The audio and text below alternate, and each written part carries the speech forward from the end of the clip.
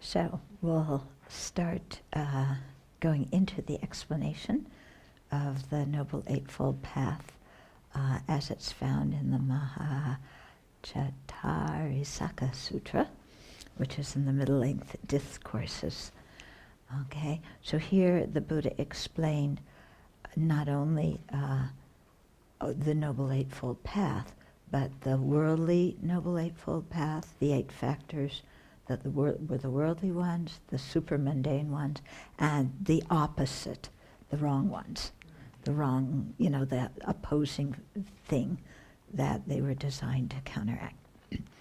Okay, so wrong views, because we start out, the Eightfold Noble Path starts out with right view.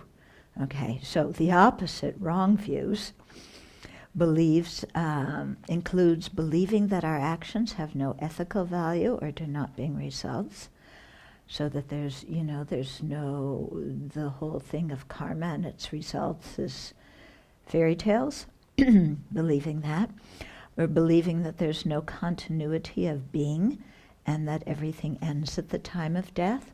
This is a very materialistic view. A lot of people in society hold it nowadays. That other realms of life do not exist.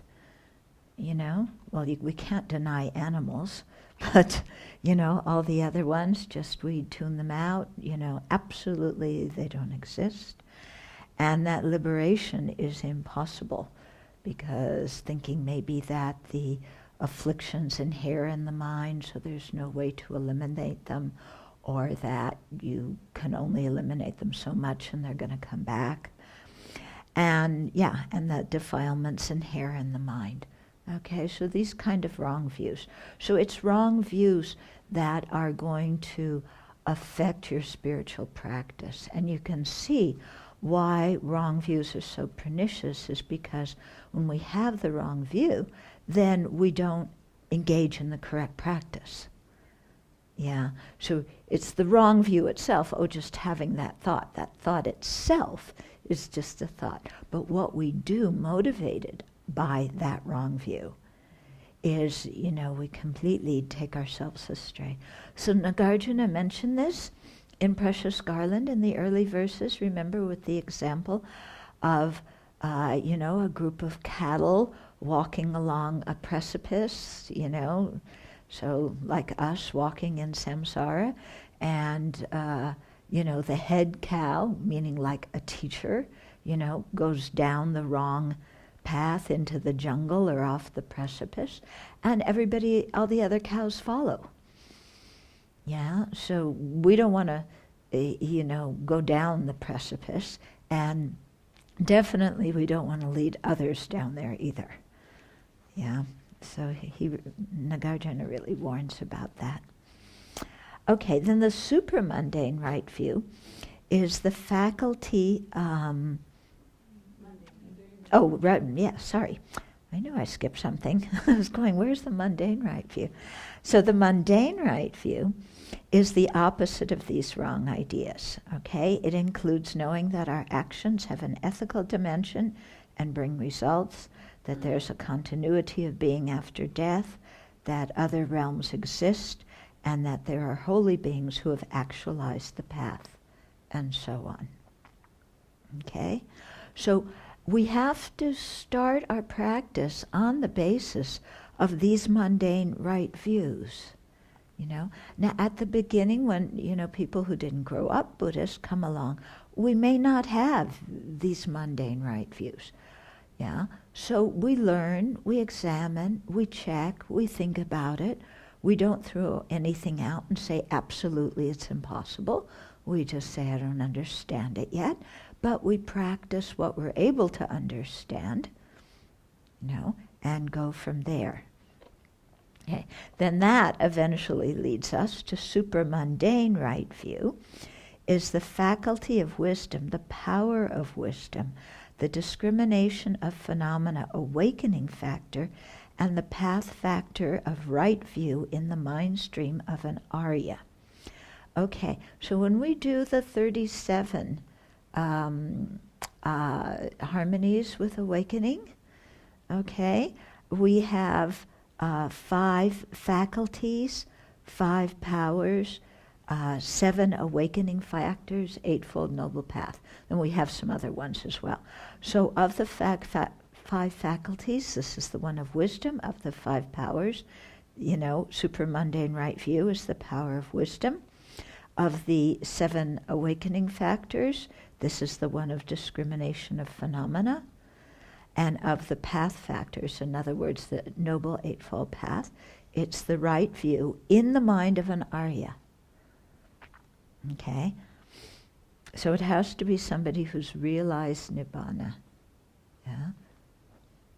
Supramundane right view is the direct penetration of the 4 truths as well as direct knowledge of Nibbana. Okay? In the Sanskrit tradition, of course, it's going to be slightly different, okay? And I think that's explained a little bit later. Okay. Then the second of the Eightfold Noble Path is right intentions. So what are the wrong ones? Okay? Sensual desire, malice, cruelty. Sound like wrong intentions? Yeah, give me what I want pleasure. I can't stand this person. I'm going to beat him up. Okay. Then mundane right view are the opposite. So instead of sensual desire, having renunciation. Yes. Oh, sorry. Thank you. Mundane right intention. Yeah, so having renunciation. In the Pali tradition, renunciation seems to be the opposite of sensual desire. Yeah, that's how the word is used. The opposite of malice is benevolence, and the opposite of cruelty is compassion.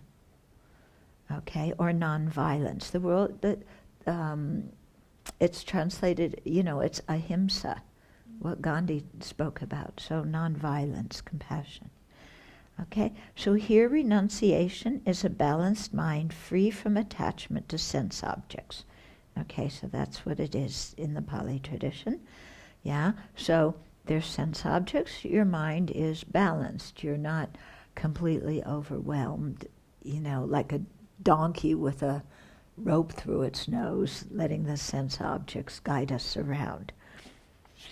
Benevolence encompasses fortitude, forgiveness, and love. Yeah? So it's a whole attitude towards, approaching life. Yeah? I mean, all 3 of these with right intention, the mundane attention. It's talking about an attitude with which we approach life. So instead of, give me what's going to make me happy, there's a balanced mind that isn't like that. Yeah? Instead of anger, and impatience, there's fortitude. Instead of holding a grudge, there's forgiveness. Instead of anger and hatred, there's love. Okay? So these are all ways for us we have to learn all the methods that the Buddha taught to cultivate these attitudes in our mind. But when we do, our whole attitude towards life changes. And of course, when our attitude towards life changes, our experience in life changes. If you go around with malice all the time, suspicion and malice, you experience everything as out to get you, and you have to defend yourself from it. Yeah? If your approach to life is one of, kind of kindness and love and, ability to bear some difficulties, then, you're much more accepting of what comes your way. Yeah, if people harm you, instead of holding a grudge and thinking of how to get our revenge, we just realize here was some sentient being doing what sentient beings do. Something that they thought was going to make them happy, but, causes suffering. Okay? Then compassion is nonviolence. So right intention spurs us to generate right speech, action, and livelihood, and to share our knowledge and understanding with others. For those following the Bodhisattva's vehicle, right intention includes bodhicitta. Okay? So with the right intention, the balanced mind that isn't attached, fortitude, forgiveness, love, compassion, then that's going to motivate right speech, isn't it? It's going to motivate right action. It's going to motivate right livelihood, which are the next three of the Eightfold Noble Path. Yeah, so intention is really the unpowerful thing. Then supramundane right intention includes coarse and refined engagement. Those are two mental factors that you apply. They come when you're developing serenity and when you're meditating in the jhanas. Okay, they also sometimes those two things are translated as investigation and analysis. Also, okay, vitaka and vikara. Okay, so coarse and refined engagement, thought, intention, and mental absorption in the mind stream of an Arya. So here, right intention, is going very much in the area of not only supporting the three factors that have to do with ethical conduct, but also supporting the ones that have to do with concentration. Okay, and you can see, because if we have a kind attitude towards life, then it's going to be easier to develop concentration. If we have malice, if we have, sensual desire, if we have cruelty, very difficult to concentrate, because the mind is always distracted by these really negative thoughts. Aren't they? Yeah? When you're in a bad mood, can you concentrate in your meditation? Only on, how we're going to get even. It makes us miserable. Okay, so right view and right intention are included in the higher training in wisdom. So when we look at the, sometimes when we talk about true paths, they say the Eightfold Noble Path. Sometimes they say the three higher trainings. They come to the same point. Yeah, of the three higher trainings, as we'll see, right view and right intention fall under the higher training of wisdom. Okay, and then as we keep going, it'll tell us the other ones.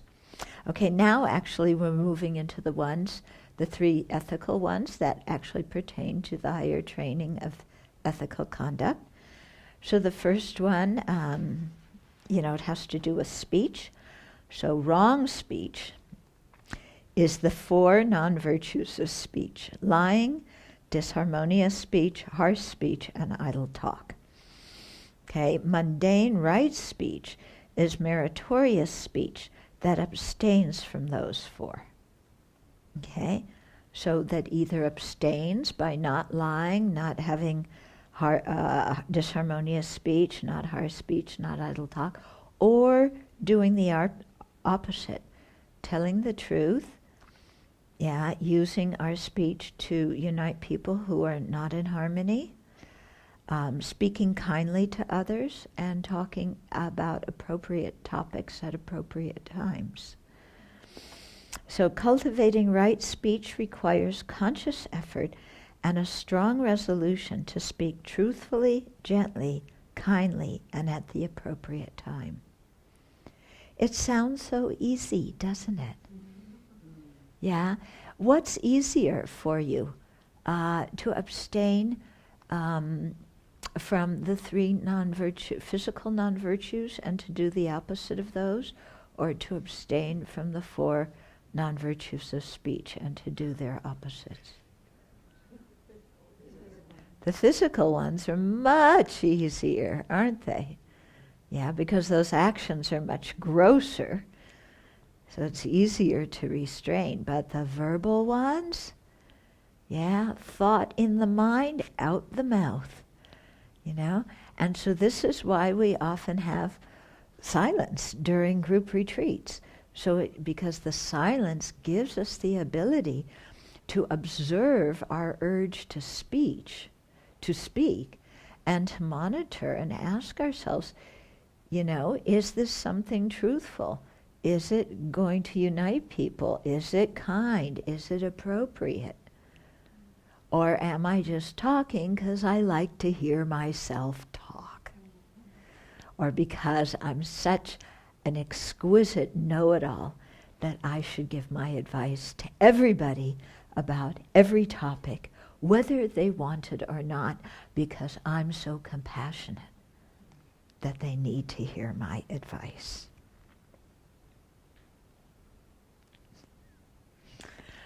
Okay? It's hard to restrain the mind, isn't it? To restrain the speech, because the mind itself is not restrained. Yeah? So it's really helpful. You know, we're going to be going into winter retreat before too long. This is why we keep silence. Slow down. Look at the urge to speak. What am I going to say? Why? Yeah. Okay. And then to deliberately cultivate, the 4 correct ways of speech. So when it says telling the truth, it doesn't mean just saying anything that's truthful, whether it's beneficial or not. Okay? Telling the truth has to do also with, is it beneficial speech? Yeah. Or you may tell the truth, but it may create, a whole scene that tears many relationships apart. Okay? So you have to think about, is it something I should say or not say? Or if it's something I should say, how do I say it? Yeah. In the case of abuse that's going on, I'm thinking of the Catholic Church, there people for a long time thought, I shouldn't say anything, it'll cause too much of a ruckus. Suppress, suppress, suppress. No, it should be spoken about. But to think of how to speak about it so that people can address the problem instead of getting caught up in the ruckus that surrounds it if we reveal a problem in a manner that just creates a lot of blah blah. Yeah, you know what I mean? Yeah, because then people hardly focus on the problem at all. They're too emotional. And then they just create more and more problems by the way they speak. Okay? But the thing about telling the truth has mostly to do, or the thing about lying is mostly to do with personal gain. Lying for personal gain. Yeah? Lying so that I can get something out of it with disregard to how it affects other living beings. That kind of lying is the one. And lying about spiritual attainments is the worst of all. But if the hunter comes up and says, "Where's the deer?" Are you going to tell the truth? "Oh, I saw a whole family of deer walk right over there." Yeah?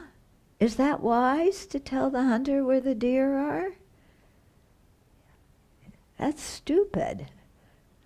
Okay? So we shouldn't get into this black and white thing, about telling the truth means even if it's going to result in somebody, fulfilling a harmful intention that they have. Yeah? We should avoid lying out of, our wish to cover up our own garbage or our wish to get something that we don't deserve or take advantage of others. Okay, that's especially the lying to abandon. Okay. Okay, where were we? Okay. Then wrong actions, yeah, the fourth of the 8. Right actions is the fourth of the 8. Wrong actions is the opposite. Are killing sentient beings, stealing, and unwise or unkind sexual behavior. Okay, mundane right action involves abandoning these 3 and using our physical energy to preserve life and protect others' possessions. For lay practitioners, it entails using sexuality wisely and kindly. For monastics, it involves celibacy.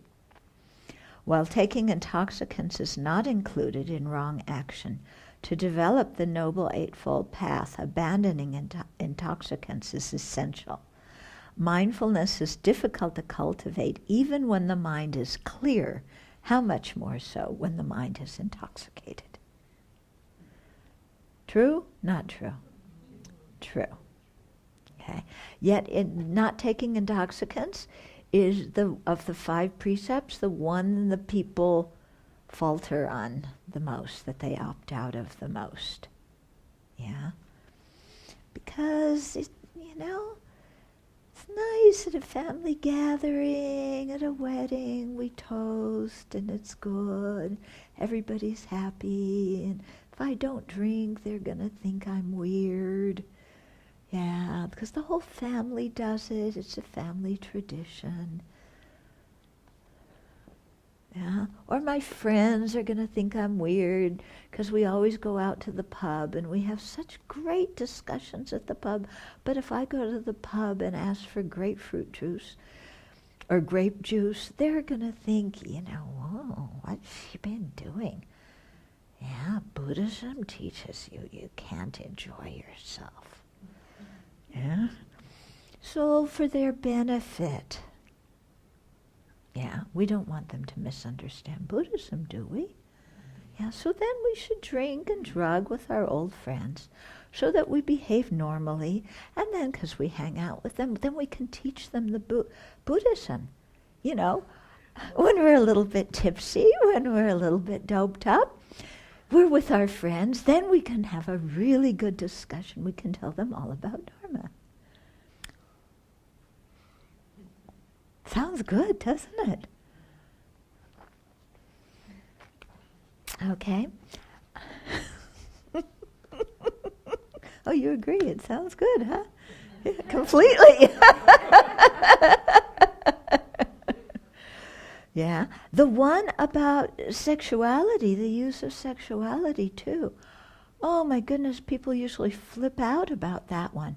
But if we look, what do people have so many problems and confusion about in their life and in their relationships? Isn't it about sexuality? Are you cheating on me? Oh, I saw you looking so-and-so. What are you doing looking at that person? Yeah? Or we go off with somebody else, then the spouse finds out. Then we say, what are you so upset about? We said that we were going to have an open relationship. If you look, really, this is one of the chief reasons people get divorced, because one or the other partner is cheating on the other one. Isn't it? Yeah? And yet you start talking about using sexuality wisely and kindly. Oh, I don't want to hear about that. I want my pleasure. Or people using each other, this whole thing of hooking up nowadays, just free license to use other people. Yeah, not realizing, you don't know what hooking up is? Oh, hooking up, from what I've read,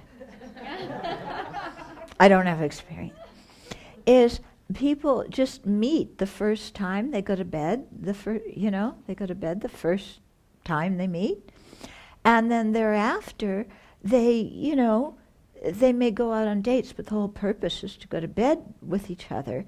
And the whole idea is not to get emotionally attached to each other, because maybe you want to have a career, so you don't want to get in a relationship now, but you want to have some fun. So you go out, you have a good time with this person, you're sleeping with them, there's no commitment. You've both decided you're not going to have any emotional attachment because neither of you want to be in a serious relationship right now. You just want to have fun. Yeah, it sounds good, doesn't it? The problem is that people get emotionally attached to each other. Yeah.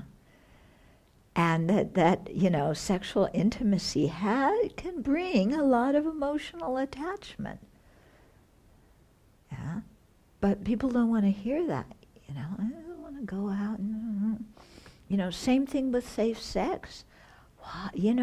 It's so difficult to get teenagers to have safe sex. Yeah. Aside from the fact that the Republicans don't want them to have any contraception or condoms or anything like that, just to get the kids to use it. And to think, sexually transmitted diseases. Well, no, that happens to other people. It doesn't happen to me. Yeah? Until it happens to you. Yeah? So, when it comes to sexual pleasure, people don't want to hear anything that's going to inhibit it. Yeah? And they look at us like we're nuts. Yeah? You want to be celibate? Yeah. Don't you understand what you're missing out on? I understand very well what I'm missing out on. I had several years of doing it. I understand perfectly. Thank you very much.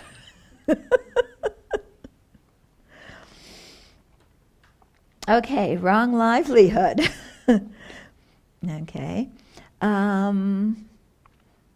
Wrong livelihood for monastics includes procuring requisites by means of flattery, hinting, coercing, giving a small gift to get a big one, and hypocrisy.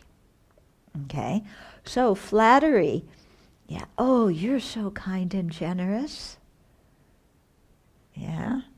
Hinting, those socks you gave me last winter were so fantastic. Yeah, they have holes in them now, but they were great. Coercing, there's all these people who have given donations for, the new whatever it is. How much are you going to give? We have all these people who've given above $500. How much are you going to give? Okay, giving a small gift to get a big one. I have just this small thing that I have that I thought you would like. So here it is, And then hopefully they'll give you something bigger. And then hypocrisy. Yeah, the donor's coming, then all of a sudden everybody sits up straight in meditation. Usually we're like this.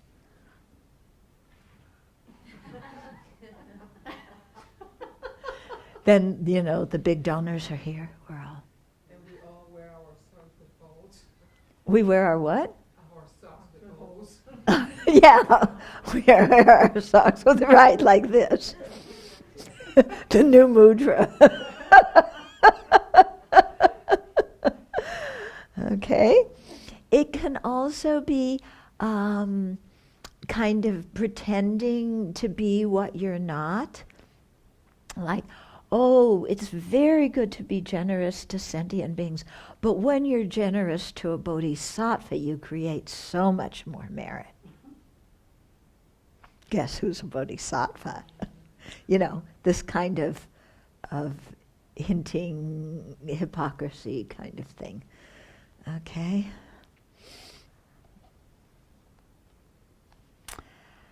Okay, and also for monastics, procuring requisites.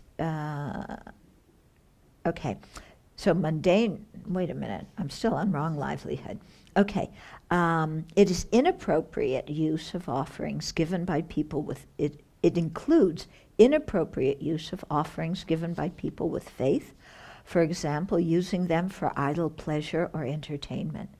You know, somebody makes offering to you as a monastic out of faith, you know, because you're practicing, and then you use the money to, you know, go to the movies or, you know, get some potato chips or, you know, something like that. Just frivolous, use it, but it's been given out of faith. Okay? For lay practitioners, examples of wrong livelihood are manufacturing or selling weapons, so or working for a company that does that, killing livestock,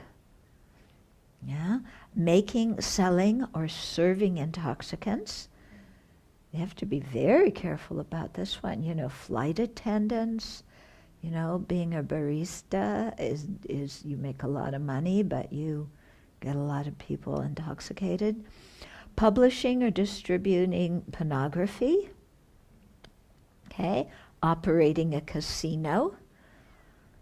Yeah, exterminating insects, overcharging customers and clients, embezzlement, and exploitation of others. Or, you know, running, I don't understand what all these schemes are. What? Ponzi scheme. Ponzi. That's a kind of scheme. And yeah, something hedge funds, something people do. I don't understand it. But, you know, all these kind of financial dealings that are not very kosher. Yeah. So mundane right livelihood is abandoning the 5 wrong livelihoods. Oh. I repeated them here again. Huh. Okay. And procuring requisites truthfully, honestly, and in a non-harmful way. Lay practitioners should engage in work that contributes to the healthy functioning of society and the welfare of others. Yeah? Or if you can't do something that actively, you know, contributes to the welfare of others, you know, maybe you're involved in some factory work or something like that that's making something that other people need to live by. Or you have some skill that, you know, plumbing is like, that's a really beneficial skill. It helps a lot of people, doesn't it? Being an electrician. So, you know, those kinds of things where you can really help other people. Right livelihood is also a lifestyle free from the extremes of asceticism and luxury. Okay, right speech, action, and livelihood pertain to the higher training in ethical conduct. Mundane right speech and right action are the 7 virtuous actions of body and speech that are the opposite of the 10 non-virtuous ones. 7, thank you. 7 non-virtuous ones.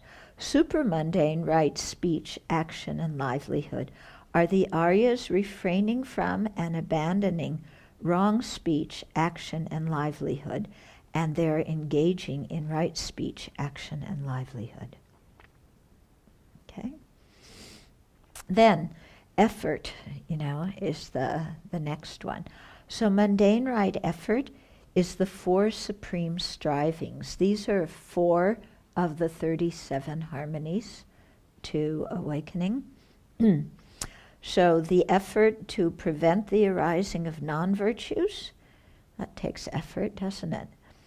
To abandon non-virtues that have arisen, to catch them, counteract them.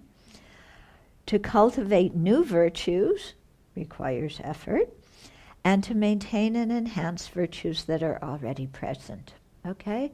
So putting our effort in those 4 ways to really increase all of our other practices. With right effort, we direct our energy away from harmful thoughts into the development of beneficial qualities and try to live in a nonviolent and compassionate way. Right effort enables us to abandon the 5 hindrances to gain concentration and wisdom. So the 5 hindrances are hindrances to developing serenity. Okay, Through right effort, mindfulness, and concentration, which constitute the higher training and concentration. Through right effort, mindfulness, and concentration, which constitute the higher training and concentration, are accomplished. There's a mistake there. Through right effort, mindfulness and concentration, which constitute the higher training and concentration, are accomplished. Oh, through right effort, mindfulness and concentration. Okay. Which constitute the higher training and concentration are accomplished. Good. Thank you. I'm glad somebody can read around here. Mundane right mindfulness is the 4 establishments of mindfulness. Okay, so we've gone through that in other teachings. Mindfulness of body, including, the insides of the body, the meditation on the decomposition of the body, all these kinds of meditations on the body. Meditation on feelings, happy, pleasurable, unpleasurable, neutral feelings. Meditation on the mind, looking at what the nature of the mind is, conventional nature of the mind. And in the Pali tradition, mindfulness of the mind includes the mental factors. And then mindfulness of phenomena, so all the other phenomena. Okay? In daily life, mindfulness enables us to remember our precepts. Okay? In meditation, it attends to the meditation object, enabling us to discern its distinct characteristics, relationships, and qualities. In a highly concentrated mind, mindfulness leads to insight and wisdom. So we can see mindfulness as a mental factor is crucial in all 3 higher trainings. Okay? And we can also see that it is not simply observing what's happening in your mind. Okay? It's much, much more than that. Then supramundane right effort and mindfulness are these 2 factors present with other path factors at the time of realizing nirvana. Okay? So right concentration includes the 4 jhanas, or dhyanas, or meditative stabilizations. Okay? So these are the 4 in the 4 meditative absorptions in the material realm. Okay? Concentration directed towards liberation investigates the nature of phenomena with mindfulness. Right concentration for beginners involves gradually developing meditative abilities in daily meditation practice. Okay? So again, right mindfulness isn't just the ability to focus the mind. It's directed towards liberation and investigates the nature of phenomena with mindfulness. So mindfulness is crucial for investigating the nature of phenomena. Mindfulness has a close relationship with wisdom. So it's not just observing. Yeah?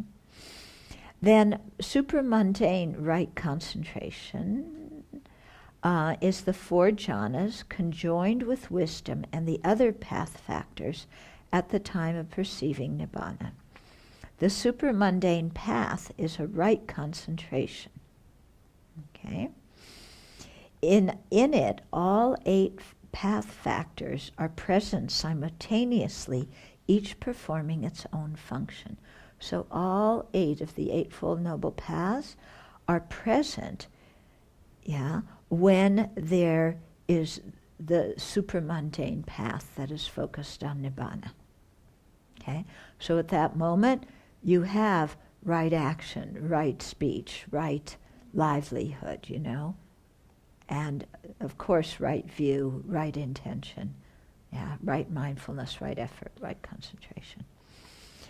Okay, right concentration leads to right views, knowledge, and liberation. The commentary describes right knowledge as a reviewing knowledge that knows the mind is fully liberated from defilements. So it's the mind that you're in. So the time of perceiving nirvana, is right concentration. The supramundane path is a right concentration. So at that time you have all the path factors. When you come out of that concentration, that's when there's the reviewing knowledge that knows, I am free from such and such fetters, or I have reduced the fetters of sensuality and malice. Okay? So it's the reviewing consciousness that knows what level has been attained in that concentration. Okay? As the first factor, right view focuses on karmic causality and the Buddhist worldview, which are essential for people beginning to practice. This was what I was so surprised at when I went to a few years ago to a conference of Western Buddhist teachers. About half of them didn't believe in rebirth. They didn't believe in other realms. It was very strange for me. Without accepting these, at some level, someone may still benefit from practicing the remaining 7 factors, aside from the mundane right view. But the benefit will not be nearly as great as for a person who has right view. So there's this movement called secular Buddhism now, of being agnostic about all these kinds of things, and it's getting championed as the true way to practice Buddhism, because you're free of all these kind of beliefs that you can't verify. But according to the traditional teachings, if we have that kind of skeptical attitude, not a mind that's curious, that hasn't reached a decision yet, but just a skeptical, I don't really believe that stuff kind of attitude, then, you're missing the first element of the Eightfold Noble Path. But many people don't realize that. Each subsequent path factor is connected to the ones before it. Right view and intention provide the proper foundation for practice. So we have to start with right view and right intention. If we don't have the Buddhist worldview, why even call ourselves a Buddhist? Just be a non-Buddhist and practice elements of Buddhism that make sense to you and help you. But if you don't have the Buddhist worldview, or if you're at the point where you haven't completely adapted it yet, but you're checking it out, that's okay. You can call yourself a Buddhist. But if you really have this thing of, I don't believe that, then it seems to me, why spend your energy calling yourself a Buddhist? Just give yourself another name and then practice the parts of Buddhism that resonate with you. That seems to me to just be easier. Okay? Same thing, right intention. Without right intention, if somebody's just learning about Buddhism so they can know how to refute the arguments and then convert people to another religion, because many people study Buddhism so they can, before they go out and proselytize, so they can refute, what they think are the wrong ideas of Buddhists. Okay, so that's wrong intention. So again, you need right view, right intention to really, as a proper foundation for practice. Right speech, action, and livelihood, which guide our everyday actions, are practiced first. Okay? So the first basic thing, get your life together on a gross level. I call it stop being a jerk. Okay? So have some basic ethical conduct. Yeah, and it stops a lot of problems in your life. And it stops problems in relationships too. On that basis, meditation with right effort, mindfulness, and concentration is cultivated. This leads to understanding the right view regarding the nature of reality, which is a deeper level of right view because it focuses on the ultimate nature and nibbana. The practice of the Noble Eightfold Path is common to followers in all three vehicles. So you see, you start out with right view. You go through developing all the other ones based on the previous ones, but by the time you get to right concentration, it's bringing you around to right view again, but this time your right view is of the ultimate nature. It's not of the conventional workings of the world. Okay? So then the first attribute of true paths. The Noble Eightfold Path leads to release and deliverance. So the Noble Eightfold Path directly counteracts all fetters and defilements, releasing us from them. So that gives us a lot of confidence that there's a path out of our mess. Yeah, and that's nice to know. I mean, when you're in a mess, it's nice to know there's a way to get out of it. Gives you a lot of hope. Okay, 2, the Noble Eightfold Path is the cause for attaining all true cessations, especially that of an arhat. So due to having practiced the Noble Eightfold Path, from the moment one becomes an Arya, one enters the stream flowing to liberation. The 37 aids or 37 harmonies to awakening continue to develop in this person without declining from one existence to the next until final nibbana is attained. So the Noble Eightfold Path is the cause for attaining the true cessations. And, so it's like not only there's a path, but here it is. And this one works. Yeah, it's a path that works. Then 3, the Noble Eightfold Path realizes and sees the Four Truths. So by realizing the Four Truths as they are in their entirety, Aryas see what ordinary beings are unable to see. They are no longer befuddled, confused, or indecisive about what to practice and abandon. Wouldn't that be nice? We get confused a lot. There's so many practices to do. Which one do I do? Yeah? I can't do all of them at the same time. Which ones do I do? And how do I practice this? And how does it blend in with all the other practices? Yeah. So not only that, but then the ordinary confusion we have. Is this a virtuous deed or a non-virtuous deed? I'm supposed to, I want to practice not lying and truthfulness, but I don't know if saying this is such a good thing to do. I'm kind of confused. On the other hand, if I don't say it, that's also so not good. So our confusion about ethics, what to practice and abandon. Our confusion, about, is there a foundation consciousness or isn't there? Yeah? Kind of sounds good. There's a foundation consciousness that's me. It's reminiscence of a soul. Yeah? A me that goes from life to life. Oh, that feels kind of good. But the Prasangikas refute that. So, maybe not so good, but I don't know what I really believe. Okay? So wouldn't it be nice to not have all of that kind of confusion? Yeah? That comes with true paths and true cessations. Then the Noble Eightfold Path overcomes all varieties of craving and gives mastery. So having meditated on the true origin and what we covered this morning and how completely blech craving is, to think of overcoming it sounds good, doesn't it?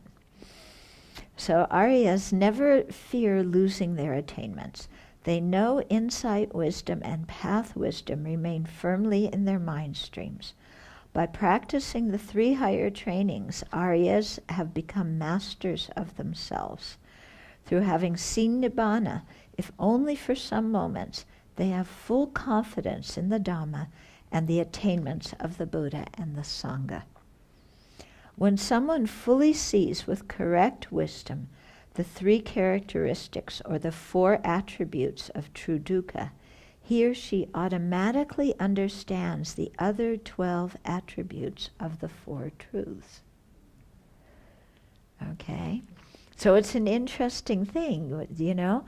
We divide things into different things, but when you realize certain things, or to realize this one completely involves realizing all of them completely. So it's not that here you just meditate on the first 4 attributes of true dukkha and then expect the other 12 are going to pop into your mind at the end. You have to meditate on all 12.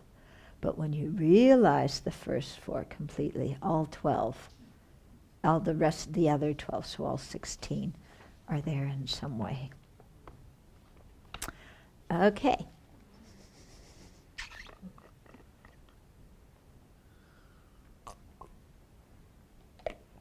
So we talked about some of the history of Buddhism and how it's practiced in different countries.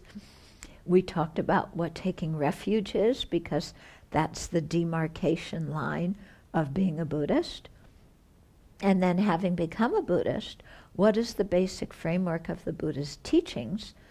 You know, the 4 truths of the Aryas, which explain what to abandon, the first 2 truths, what to practice, the last 2 truths, or what to attain, the last 2 truths.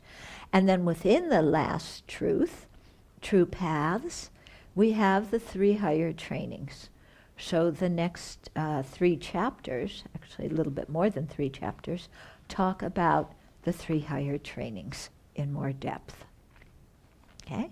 So you're getting the layout of the book, why it's put together in this way.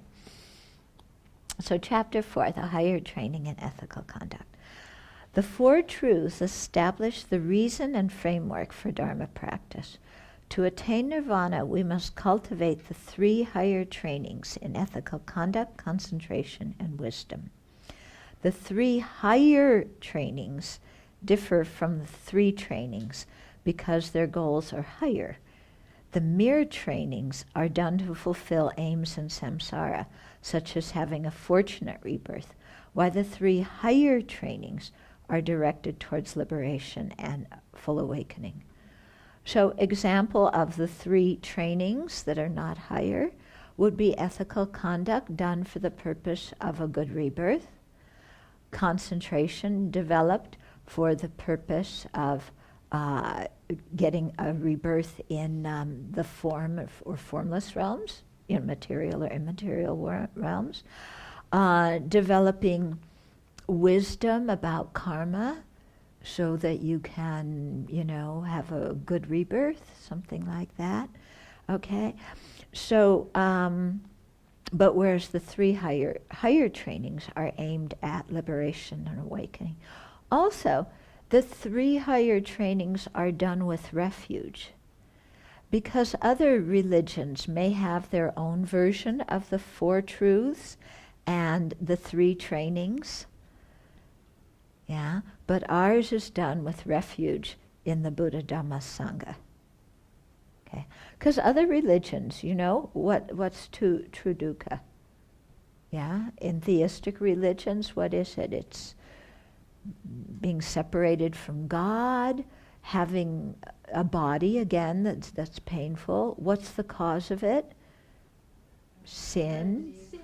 What? Adam and Eve. Yeah? Adam and Eve. What's the cessation of it? Being born in heaven. What's the path? Pleasing God. Or worshiping God. Yeah? Or maybe benefiting sentient beings, something like that. So, believing in Jesus. Oh, I forgot that one. Yeah. If you don't do that, then you're lost, huh? Well, that's for Christians. For the others, it's not so important. Okay? But you see other religions have, their own version of the Four Truths and of the three trainings. Okay, so the importance of ethical conduct. Yeah, so why is ethical conduct important? Ethical conduct is taught by all the major religions. Even secular people think ethical conduct is important. I mean, we have laws in the country, based on the idea of, regulating how a group of people live together. And yet, in society, what are most of our problems based on? Lack of ethical conduct. Yeah? If we look, that's what most of our societal problems are based on, lack of ethical conduct. And yet everybody says ethical conduct is wonderful. But when the details of ethical conduct are described, then people get cold feet because they think that keeping ethical conduct interferes with their pleasure, their immediate pleasure. Yeah? And that's the hard thing to do when we're under the influence of the 8 worldly concerns. Delaying our immediate pleasure. Forget about even delaying it for future lives. Delaying it even a year or even 10 years, we don't want to do. Yeah, I want what I want when I want it. Yeah. Okay, so Buddhists accept that human life has a deeper purpose and that good rebirth, liberation, and full awakening are valuable aims. Since afflictions prevent us from actualizing our virtuous aims, we try to reduce and eventually eradicate them. The various ethical codes are designed to do this by helping us to subdue our physical, verbal, and mental actions. So, subduing our physical, verbal, and mental actions helps us to subdue our mind. Okay? Because it's easier to subdue especially physical and verbal actions than it is to subdue the mind. So we start with what's easier, then we go on to what's more difficult. So that's why, keeping good ethical conduct is a prerequisite for developing concentration and wisdom. Yeah? Because we have to, we're going to get into this, but developing mindfulness and introspective awareness, the simplest way to start doing that is in terms of ethical conduct, monitoring our precepts and our values and being aware of what's going on in our mind. If we can do that on the gross level, then it becomes easier to have mindfulness and introspective awareness when we're meditating. But if we can't do it on a gross level, thinking that we're, because we don't care about ethical conduct at all, then to think we're going to develop concentration, difficult. Okay? So according to the Sanskrit tradition, the wisdom realizing selflessness eliminates obscurations from the root. For wisdom to function properly, it must be accompanied by single-pointed concentration, because wisdom doesn't have power to obliterate the ignorance unless we can stay focused on emptiness. Yeah, if we have no concentration, then the wisdom doesn't have the power to counteract eons of, self-grasping. To gain deeper concentration, firm mindfulness and introspective awareness are needed to subdue the subtle internal hindrances. These are initially cultivated through restraining the coarse external hindrances of non-virtuous physical and verbal actions through practicing ethical conduct. Okay, so is this relationship here clear?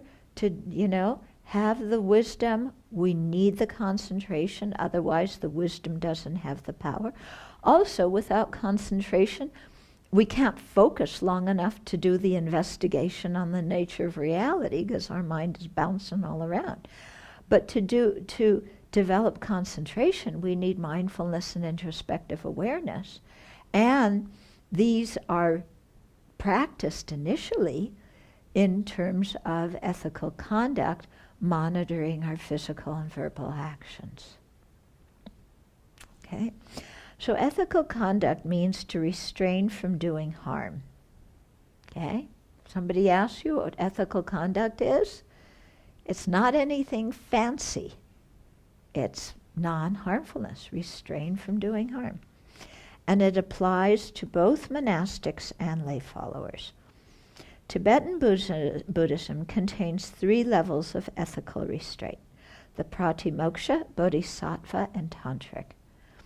The other Mahayana traditions, some of them in China, in Chinese Buddhism, they have the Pratimoksha and the Bodhisattva ethical restraints.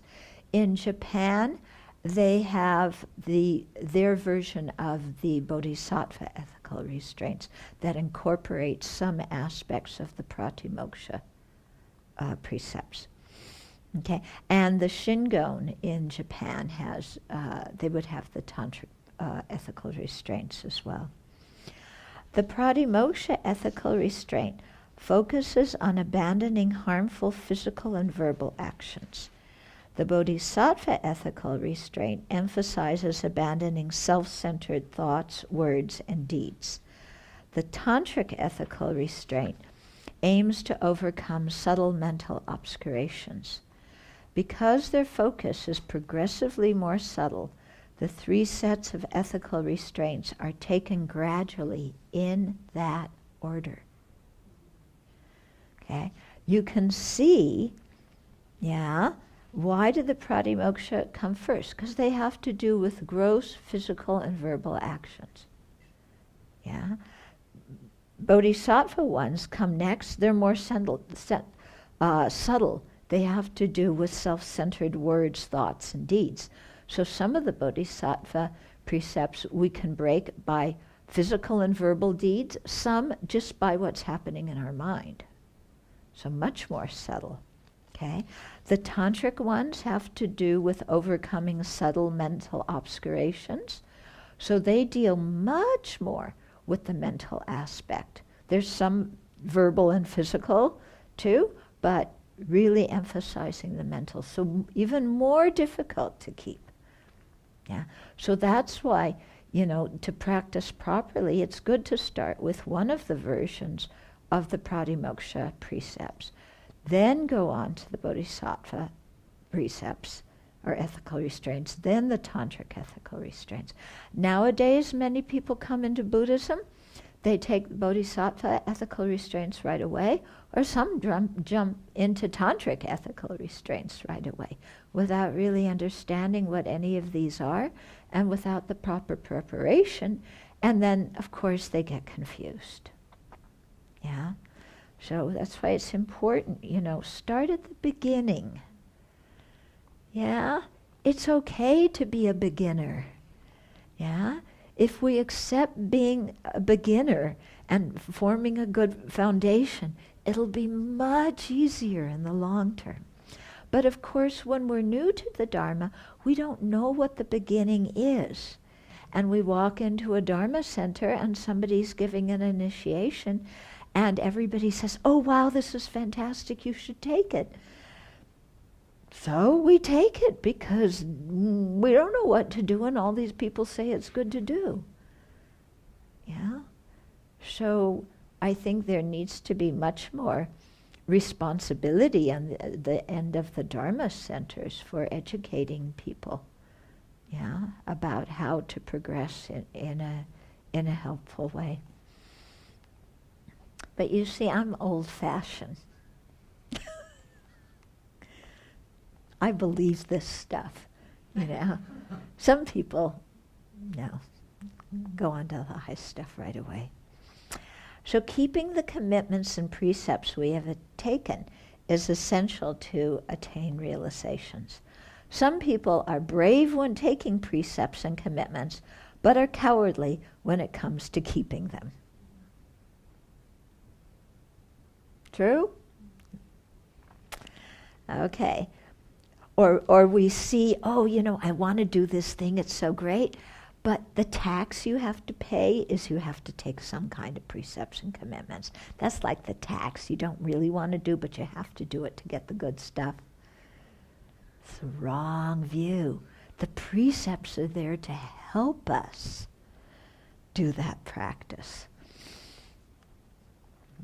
We should be the opposite, thinking well before taking ethical restraints, humbly requesting them from our teachers, and afterwards keeping them properly and joyfully. Whether someone practices principally the Shravaka or hearer vehicle or the Bodhisattva vehicle, ethical conduct is the foundation of the practice. The Pratimoksha precepts help us to regulate physical, verbal actions, and in doing so, we must work with the mind that motivates these actions. So the Pratimoksha precepts, those ethical restraints, are common to the Pali and the Sanskrit traditions. Okay? And although they are designed, they physically, if you read them, they literally regulate physical and verbal actions. Of course, to keep those restraints, we have to work with our mind, because we have to rein in our desire and our anger. If we don't, then they come out through our physical and verbal actions. Okay. Although all Buddhists try to abandon the 10 non-virtues, taking precepts involves special commitment and thus brings special benefit. Okay? Living in precepts prevents destructive karma and purifies harmful habits. So he goes through a list here of benefits of keeping precepts, just one phrase after the other. You need to sit down and meditate on each phrase and understand why that is a benefit of keeping the precepts. So I'll go through quickly, but you need to sit down and really think about it, okay? So why does keeping precepts prevent destructive karma and purify harmful habits? Well, destructive karma, that's easy. How does it purify harmful habits? If we have a habit of acting destructively, taking a precept is going to make us think before we do that action again and again and again. It also brings rapid and strong accumulation of merit, because every moment we are not breaking a precept, we are actively abandoning that destructive action, thus enriching our mind with merit from acting constructively. Okay? So, because when we take a precept to abandon something, there is the intention to not do that action. Then every time we are not doing it, we're creating merit. So, 2 people sitting in this room, neither of them are killing at this moment. One has the precept not to kill, one doesn't. The person with the precept not to kill is accumulating merit by not killing, because that intention is still in their mind. The person who doesn't have the precept isn't accumulating any good karma by not killing at this moment, because they don't have that intention. They don't have the precept to not kill, okay? So when you have the precepts, every moment you're keeping them, you are, building up your merit, your good karma. Okay, does this make some sense? Understand it? Okay, ethical conduct cools the fires of afflictions. How? Because to keep the ethical conduct, we have to work with our mind and subdue the afflictions. It prepares the mind to attain higher states of meditative absorption. How? By eliminating remorse, regret, increasing mindfulness, and introspective awareness. It's the path leading to the awakenings of all three vehicles. How? Because we have to start with ethical conduct before we build anything else to get to the end of the vehicle. It brings about fulfillment of our wishes. So right now, our wish to have better relationships with other people, if we keep ethical conduct, automatically that wish gets fulfilled. Our spiritual wishes for upper rebirth, liberation, enlightenment, ethical conduct helps us to fulfill. Keeping ethical conduct prevents guilt, remorse, and anxiety. Because if you don't do the things that harm others, then you don't feel guilty and remorseful about having done that, and you aren't anxious about people finding out that you did them. Okay, so it just prevents so many psychological kind of, things. It averts fear and reproach from others, and it's the basis for self-esteem. When we keep good ethical conduct, we don't have to worry about other people accusing us of lying and stealing and this kind of things. And then we have a valid basis of self-esteem. I'm living in this world in a non-harmful way. That is an expression of my care and compassion for other living beings. So we can have self-esteem based on our ethical conduct. Our ethical conduct contributes to world peace. Definitely. Wouldn't it be nice if Hitler had taken precepts and kept them? This is our contribution to world peace. And even one person's keeping precepts makes a big difference. Okay? It also contributes for others' trust, and others feel safe around a person who has abandoned the wish to harm others. So it makes it easier. Other people can trust us. If you're with a person who gossips endlessly and criticizes everybody else to you, are you going to trust that person? No, because you know that they're going to gossip about you and criticize you behind your back. When we don't gossip and criticize others, then others will trust our speech. Okay? They'll feel safe around us. Good ethical conduct cannot be stolen or embezzled. Yeah, nobody can take it away from us. Yeah, it's the basis for having a fortunate rebirth, which is necessary to continue practicing the Dharma. Living in precepts creates the cause to encounter favorable circumstances and to be able to continue practicing in future lives. So it sets the stage for all of our future practice. Because we will already be habituated in our future lives to releasing attachment and practicing the path, we will attain awakening swiftly. So ethical conduct now helps us to attain awakening swiftly in the future. Okay? So in your meditation, go through all of these phrase by phrase and really think of the benefits. Yeah? And in that way, you really encourage yourself, and you really get some energy to purify what needs to be purified, to keep precepts well, to confess, when we mess up, and, to get our act together.